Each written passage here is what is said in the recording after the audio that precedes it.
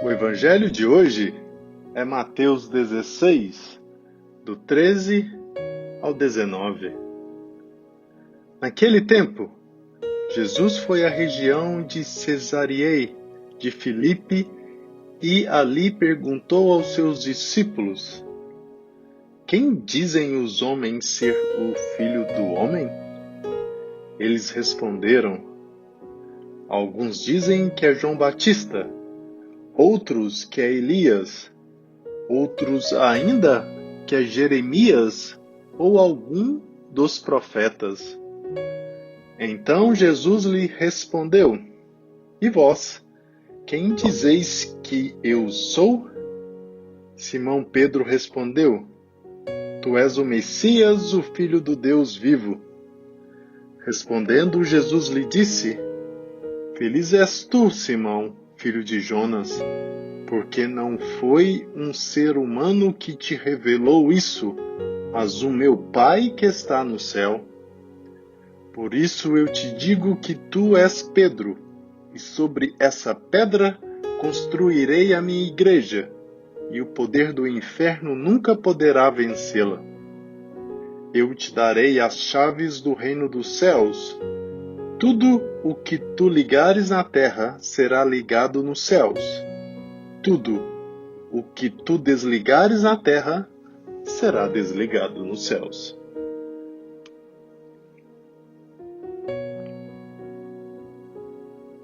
Por meio desse evangelho, nós podemos dar testemunho de fé na palavra de Jesus e afirmar que a nossa Igreja Católica foi edificada sobre o fundamento dos apóstolos e com o poder do Espírito Santo.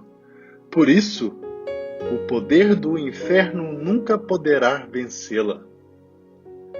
Como vemos no Evangelho, o próprio Jesus constituiu a sua igreja que nunca será abalado pelo poder do inferno.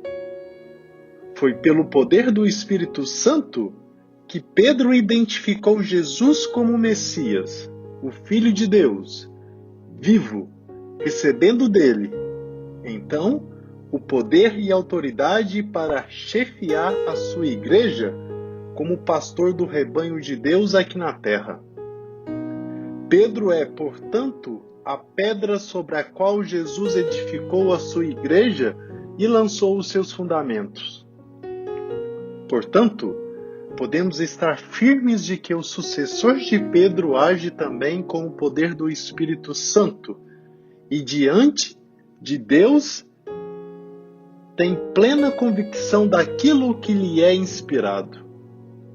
Nós somos a igreja e o Espírito Santo é quem nos motiva, inspira e convence a continuarmos firmes na fé em Jesus Cristo e na ausência que Ele dá àqueles a quem convoca. O Evangelho também nos esclarece que só o Espírito Santo pode nos revelar a verdadeira identidade de Jesus e a vontade do Pai para a nossa vida. Quando somos inspirados pelo Espírito Santo, nós também não somos enganados e temos sabedoria para discernir todos os desafios que nos são propostos pela Palavra de Deus. A Palavra de Deus nos interpela, nos questiona e nos motiva também a compreender quem somos nós e qual o nosso papel na edificação do reino de Deus. Somos pedras vivas na construção da igreja e por meio dela, o Pai nos revela o seu amor e nos orienta na caminhada aqui na terra. Como igreja, nós também recebemos as chaves do reino dos céus, que é a salvação de Jesus. Portanto, toda obra que fizermos aqui na terra, boa ou má, terá repercussão no céu para onde caminhamos. Cada um de nós, portanto, tem uma missão muito especial aos olhos de Deus e é um instrumento seu para a concretização do seu plano para a humanidade. As perguntas de hoje são: você tem confiança de que é o Espírito Santo quem inspira o pastor maior da igreja? Você ora pelo Papa e pela igreja? Você tem consciência da missão que Deus entregou para que concretize durante a sua vida? Você sabia que tudo o que fizer na terra terá também repercussão no céu?